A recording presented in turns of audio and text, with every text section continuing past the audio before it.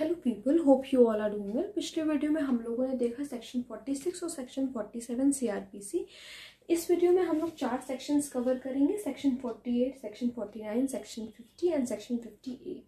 Section 48 हमें बताता है pursuit of offenders into other jurisdictions, यानी कि परस्यूट का मतलब सबसे पहले तो होता है फॉलो करना। ठीक है, तो फॉलो कौन करेगा? पुलिस ऑफिसर फॉलो करेगा। तो क्या पुलिस ऑफिसर फॉलो कर सकता है ऑफेंडर्स को टू अदर ज्यूरिसडिक्शंस?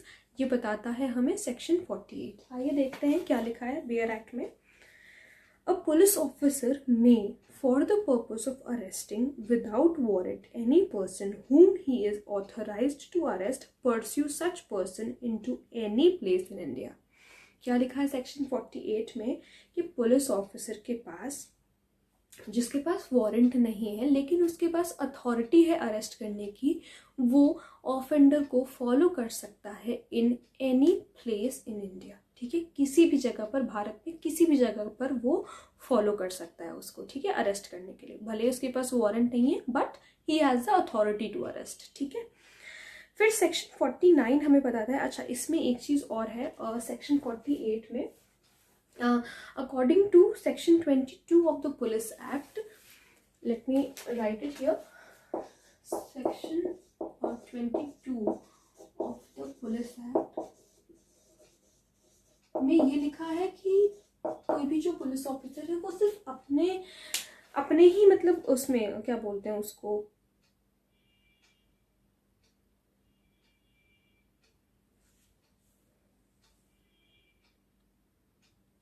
मतलब सिर्फ अपने ही, अब इसमें लिखा है section 22 of the police act में ये लिखा है कि जो पुलिस ऑफिसर है वो सिर्फ अपने ही डिस्ट्रिक्ट में अरेस्ट कर सकता है।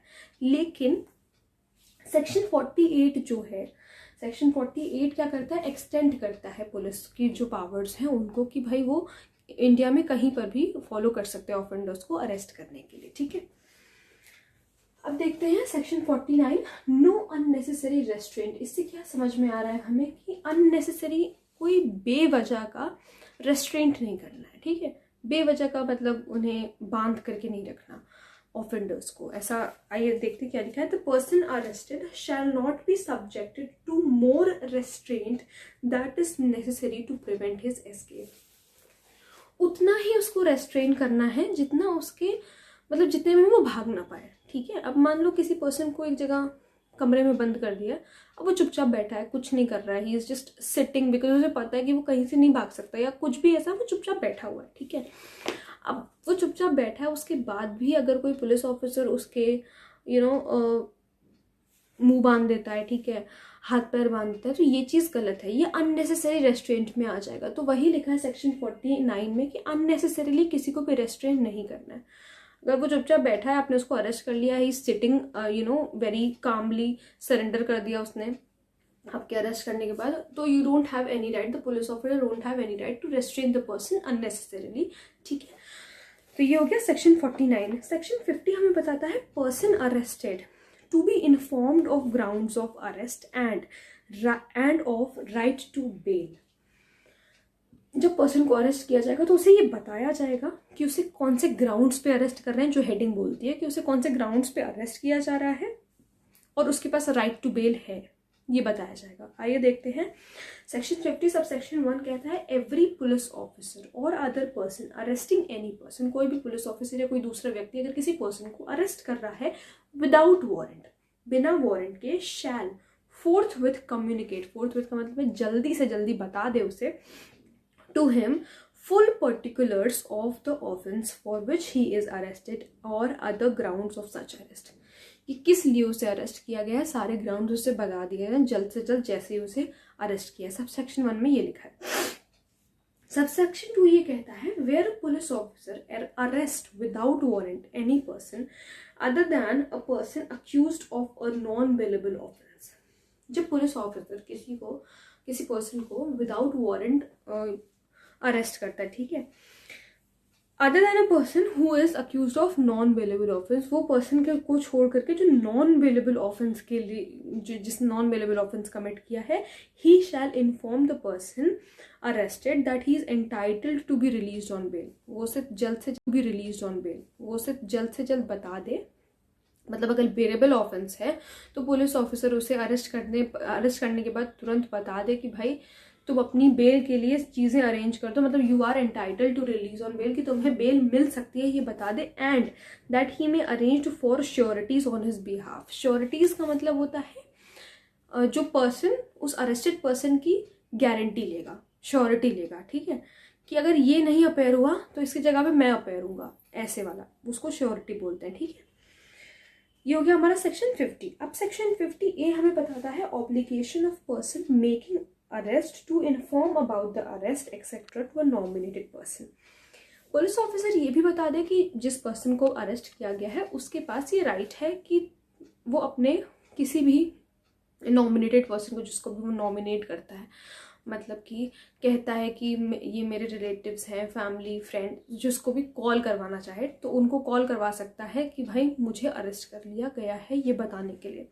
आइए देखते हैं सबसेक्शन 1 में क्या लिखा है। Every police officer, one thing more, 50A हमारा सेक्शन ऐड हुआ है इन द ईयर 2005, ठीक है। एवरी पुलिस ऑफिसर और अदर पर्सन मेकिंग, अच्छा एक चीज़ और, मुझे एक चीज़ अभी याद आ गई तो मैं बता देती हूँ। इसमें जैसे आपके बेल एक्ट में आप देखोगे 50A जब लिखा है ना, ऐसे लिखा होता है, ऐसे कोई चीज़ लिखी है। ये नंबर क्या इंडिकेट करता है पता है? ये नंबर ये इंडिकेट करता है कि कुछ चीज़ें जो अभी ऐड की गई हैं अमेंडमेंट से, ठीक है, अमेंडमेंट से ऐड की गई हैं, वो बताता है ये नंबर। तो ये नंबर ऐसे ही नहीं लिखा होता कि 1 2 3 कहीं लिखा है, ऐसे ही नहीं लिखा होता है। आप नीचे देखोगे तो आपको दिखाएगा, ये देखो आप यहाँ पर जैसे ये लिखा है ना यहाँ पे 1, तो यहाँ पे नीचे लिखा होता है, यहाँ पे नीचे लिखा है बाय एक्ट 25 ऑफ 2005, ठीक है। वही तभी मैंने आपसे बोला कि ये जो 50A है ये अभी 2005 में आया, कौन से अमेंडमेंट में आया, इन द ईयर 2005, ठीक है। तो इसका मतलब ये होता है जो नंबर लिखे होते हैं ऊपर। ये चीज़ क्लियर हो गई होगी। तो हाँ, हम लोग सबसेक्शन 1 पढ़ रहे थे कि एवरी पुलिस ऑफिसर और other person making any arrest under this code shall forthwith give the information regarding such arrest. Forthwith का मतलब वही जल्द से जल्द इंफॉर्मेशन दे दे रिगार्डिंग द अरेस्ट, अरेस्ट के बारे में, and place where the arrested person is being held, क्यों अरेस्ट किया है, मतलब कि अरेस्ट कर लिया गया है, कहाँ है, अरेस्ट करने के बाद उसको कहाँ रखा गया है, where the arrested person is being held to any of his friends, relatives or such other persons as may be disclosed or nominated by the arrested person for the purpose of giving such information। जल्द से जल्द उनके जो family, friends, relative या फिर कोई ऐसा व्यक्ति जिसको उसने डिस्क्लोज किया है, बताया है नाम, उसको भाई कॉल करके बता दे कि इसको अरेस्ट कर लिया गया है यहाँ पर और यहाँ पर है, इस प्लेस पे है, ठीक है।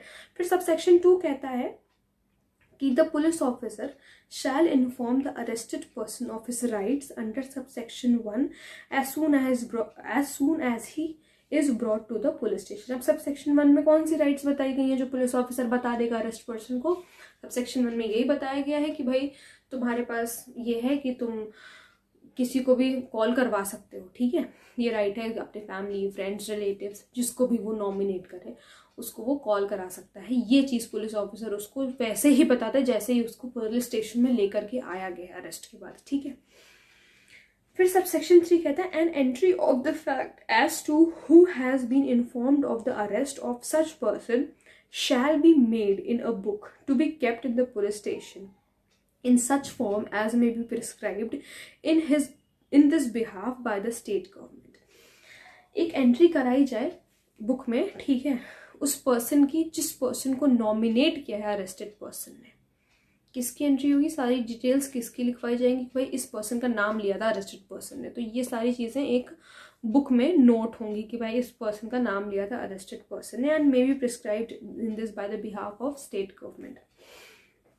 Then subsection 4 कहता है it shall be the duty of the magistrate before whom such arrested person is produced। अब यहाँ पे मजिस्ट्रेट की ड्यूटी की भी बात करी गई है इस सेक्शन में कि ये मजिस्ट्रेट की ड्यूटी बनती है जिसको जब उसके सामने अरेस्टेड पर्सन आए, तो to satisfy himself that the requirements of subsection 2 and subsection 3 have been compiled with in respect of such arrested person, कि वो उससे पूछे पुलिस ऑफिसर ने सबसेक्शन 2 में जो बात लिखी है, क्या लिखा है सबसेक्शन 2 में, कि क्या तुमसे पुलिस ऑफिसर ने ये बताया था कि तुम्हारे पास राइट है कॉल करने का अपने फैमिली को, रिलेटिव्स को, फ्रेंड्स को, ठीक है, खुद को, मजिस्ट्रेट खुद को सेटिस्फाई करने के लिए ये चीज़ कर सकता है, क्रॉस चेक कर सकता है अरेस्टेड पर्सन से कि क्या तुमको ये चीज़ बताई गई थी। और सबसेक्शन 3 में क्या लिखा है कि जो जिसका भी नाम तुमने लिया था उसका क्या बोलते हैं, रिपोर्ट पूरी बनी है, बुक में नाम है कि नहीं है, ठीक है, पुलिस ऑफिसर ने लिखा कि नहीं लिखा।